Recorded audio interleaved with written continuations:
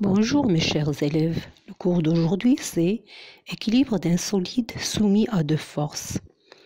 Les objectifs de cette leçon c'est connaître les conditions d'équilibre d'un solide soumis à deux forces et appliquer les conditions d'équilibre.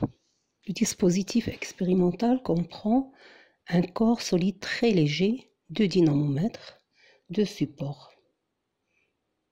Le corps étudié c'est le trombone. Donc, quelles sont les forces exercées sur le trombone? On va faire un bilan des forces. Donc, vous voyez que le trombone est en contact avec le dynamomètre D1 et avec le dynamomètre D2. Et il y a aussi la force à distance exercée par la Terre.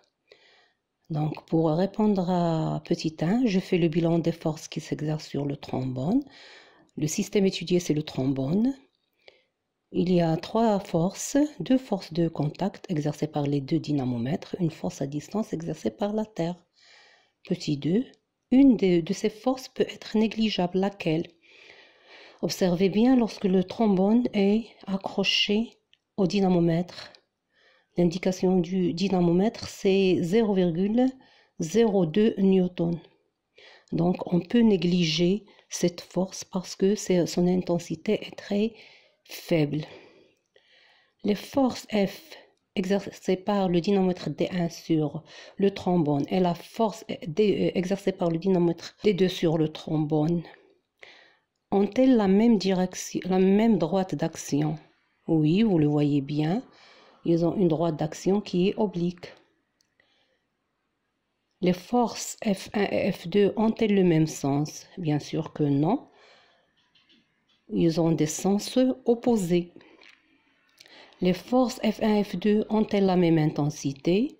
On lit sur le dynamomètre D1 4 newtons et sur le dynamomètre D2 4 newtons. Donc, ils ont les mêmes intensités.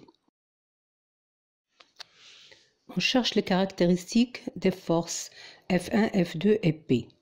Pour la force F1, son point d'application, c'est le point A.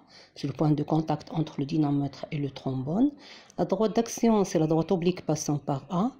Le sens, c'est de A vers la gauche. Et l'intensité, c'est 4 newtons.